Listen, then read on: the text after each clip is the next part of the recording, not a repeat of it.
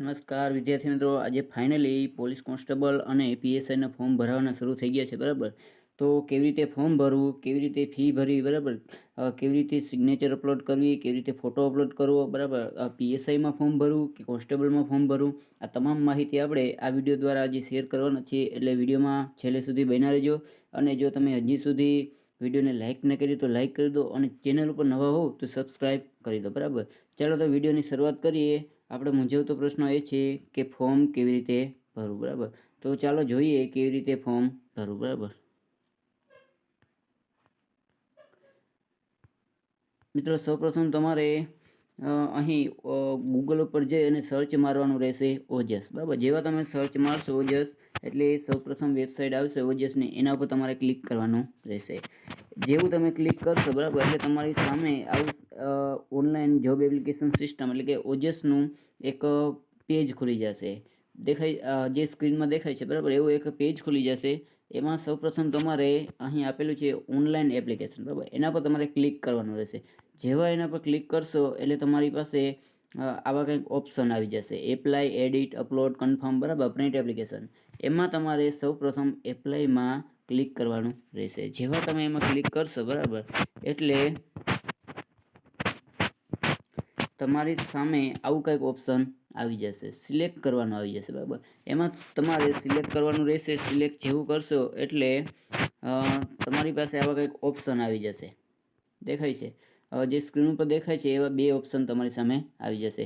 હવે તમારે એમાં આ ક્લિક કરવાનું રહેશે: ગુજરાત પોલીસ રિક્વાયરમેન્ટ બોર્ડ. બરાબર, એમાં જેવા ક્લિક કરશો એટલે તમારી સામે કંઈક આવું પેજ આવી જશે. હવે અહીંયા જો લખેલું આવ્યું છે, બરાબર, કેટલી ફી છે, અને જો તમારે તમામ માહિતી જોઈતી હોય તો તમે ડિટેલ પર ક્લિક કરીને તમામ માહિતી મેળવી શકો. હવે ફોર્મ ભરવા માટે તમારે અહીંયા એપ્લાય પર ક્લિક કરવાનું રહેશે. જેવા એપ્લાય પર ક્લિક કરશો એટલે તમારા સામે એક આવું પેજ ખુલી જશે. બરાબર, હવે તમારે અહીં આવું જે ડિટેલ આપેલી છે, બરાબર, આ તમારે ડિટેલ વાંચી અને તમારે અહીં એપ્લાય નાવ કરવાનું રહેશે. જેવું એપ્લાય નાવ પર ક્લિક કરશો એટલે તમારી સામે કંઈક આવું પેજ આવી જશે. દેખાય છે. હવે મહત્વની વાત એ છે, બરાબર, કે આમાં શું કરવું. તો સૌપ્રથમ તમારે રજિસ્ટર નંબર, બરાબર, જે વખતે તમે આની પહેલાં તમે કોઈ ફોર્મ ભર્યું હોય ઓજસ ઉપર તો ત્યારે તમારે રજિસ્ટ્રેશન નંબર હશે. બરાબર, એ રજિસ્ટ્રેશન તમારે 8 આંકડાનો હશે, એ તમારે અહીં નાખવાનો રહેશે. અને બીજું જન્મ તારીખ, આ તમારે અહીં નાખવાનું રહેશે. એ બંને નાખી દેશો, બરાબર, એટલે તમારે અહીં એપ્લાય વિથ OTR કરવાનું રહેશે. હવે પ્રશ્ન એ થાય કે રજિસ્ટ્રેશન નંબર ના હોય તો તમે અહીં ઓનલાઈન અહીં તમે રજિસ્ટ્રેશન ઉપર કરી અને તમારે રજિસ્ટ્રેશન મેળવી શકો છો. બરાબર, તમામ ડિટેલ માગશે, તમામ ડિટેલ ભરી અને તમારો નવો રજિસ્ટ્રેશન અથવા કોઈ ભૂલાઈ ગયો હોય રજિસ્ટ્રેશન નંબર, બરાબર, તો તમે જનરેટ કરી શકો. ઓલરેડી તમારી પાસે હોય જ તો તમે અહીં રજિસ્ટ્રેશન નંબર નાખી અને બર્થ ડેટ નાખી અને એપ્લાય વિથ OTR, બરાબર, એના પર ક્લિક કરી અને તમે આગળ વધી શકો. જેવું એપ્લાય વિથ OTR કરશો, બરાબર, એટલે તમારી તમામ માહિતી અહીં તમારી સામે આવી જશે. બરાબર, હવે અહીં મહત્વની વાત છે, જેમ કે ઘણા વિદ્યાર્થીઓને એવો પ્રશ્ન હોય કે મારે પીએસઆઈમાં ફોર્મ ભરવું, LRDમાં ફોર્મ ભરવું છે, બરાબર, અથવા અમુકનો પ્રશ્ન એવો હોય છે કે મારે બંનેમાં ફોર્મ ભરવું. જો તમારે બંનેમાં ફોર્મ ભરવું હોય તો અહીંયા બોથ ઉપર ક્લિક કરો. જો માત્ર LRD એટલે કે પોલીસ કોન્સ્ટેબલમાં ફોર્મ ભરવું હોય તો અહીંયા ક્લિક કરો, અને માત્ર પીએસઆઈમાં ભરવું હોય તો તમે અહીં ક્લિક કરો. બરાબર, ત્યાં ક્લિક કરી અને નીચે તમારી માહિતી ઓટોમેટિકલી આવી જશે. બરાબર, નામ આવી જશે, તેમજ મધર નેમ, ફાધર નેમ, આ તમામ માહિતી ઓટોમેટિકલી આવી જશે. જો એમાં તમારે કંઈ સુધારો વધારો કરવો હોય તો તમે અત્યારે એમાં સુધારો વધારો કરી શકો. ત્યારબાદ નીચે તમામ માહિતી આપેલી છે. બરાબર, અહીં તમારે ક્રિમિનલ, બરાબર, પછી કાસ્ટ સર્ટિફિકેટ એટલે જાતિના દાખલાને લગતું અને ક્રિમિનલને લગતા કોઈ તારીખોમાં ફેરફાર કરવાના હોય તો તમે અત્યારે અહીં કરી શકો છો. બરાબર, ત્યારબાદ તમારું એડ્રેસ, સ્ટેટ, ડિસ્ટ્રિક્ટ, તાલુકા, બરાબર, પિનકોડ, આ તમામ માહિતી ઓટોમેટિકલી તો આવી જ જશે, પણ જો તમારે સુધારા વધારા કરવા હોય તો તમે સરળતાથી કરી શકશો. હવે મહત્વની વાત અહીં આપેલી છે, બરાબર, આધાર કાર્ડ. અહીં તમારે પ્રૂફ માગશે. અહીં તમારી પાસે જે પ્રૂફ હોય એ તમારે સિલેક્ટ કરવાનું રહેશે. બરાબર, તો મેં અહીં આધાર કાર્ડ સિલેક્ટ કર્યું.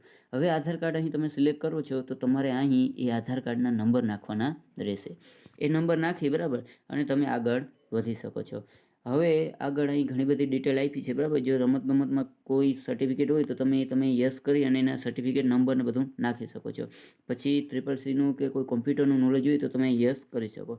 અને આ સ્ત્રીઓ માટે એટલે કે જો વિધવા હોય તો બરાબર યસ, અને નો હોય તો નો, બરાબર.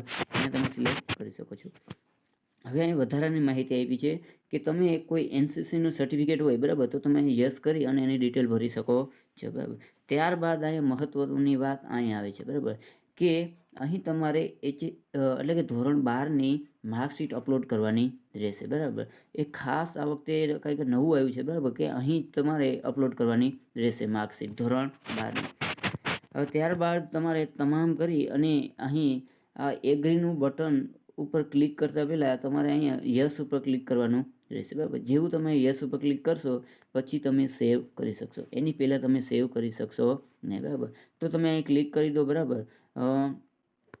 યસ ઉપર ક્લિક કરો અને ત્યારબાદ સેવ બટન પર ટચ કરો. જેવું સેવ બટન પર ટચ કરશો, બરાબર, એટલે તમારી પ્રોસેસ આગળ વધશે. જો કોઈ માહિતીમાં કોઈ શું કહેવાય ઇસ્યુ હશે તો તમને સૂચના લખેલી આવી જશે, નકર ઓટોમેટિકલી સેવ થઈ જશે અને તમને એક નંબર મળી જશે, બરાબર. કયો નંબર? તો કે એપ્લિકેશન નંબર દેખાય છે, જો આ રહ્યો. હા, એપ્લિકેશન નંબર ગુજરાતીમાં કહીએ તો અરજી નંબર, બરાબર. એ તમારે ખાસ નોંધી લેવાનો છે. ગમે ત્યાં તમારે આ નંબર લખી લેવાનો છે, બરાબર. કારણ કે જ્યારે તમે ફોટો અપલોડ કરવા જશો, કન્ફર્મ કરવા જશો, બરાબર, ત્યારે તમારે આ માગવાના છે, બરાબર. એટલે જો આ એપ્લિકેશન નંબર એપ્લિકેશન નંબર અને અરજી નંબર તમારી પાસે નહીં હોય, બરાબર, તો તમે આગળ વધી શકશો નહીં, બરાબર. તો આનો એક સ્ક્રીનશોટ આપણે લઈ લઈશું. ત્યારબાદ હવે વાત આવી, હવે આપણે ફોટો અપલોડ કરવાનો છે, બરાબર, સિગ્નેચર અને ફોટો. એના માટે સૌપ્રથમ તમારે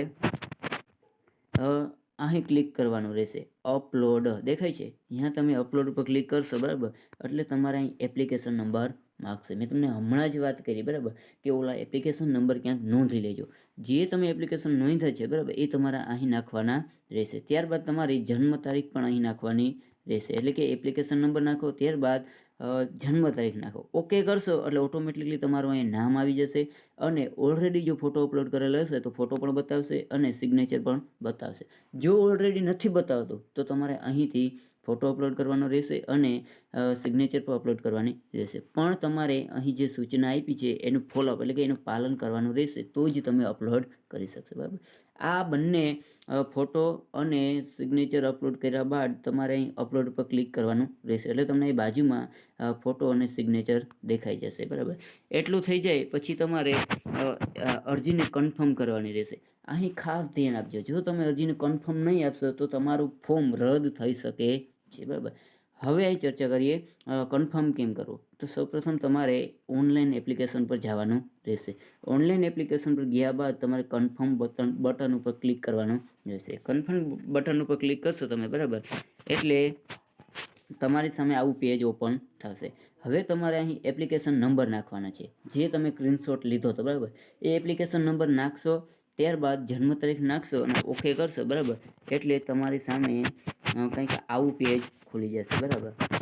અહીં તમારી એપ્લિકેશન નંબર અને જન્મ તારીખ નાખશો એટલે તમારી તમામ ડિટેલ અહીં તમારી સામે આવી જશે.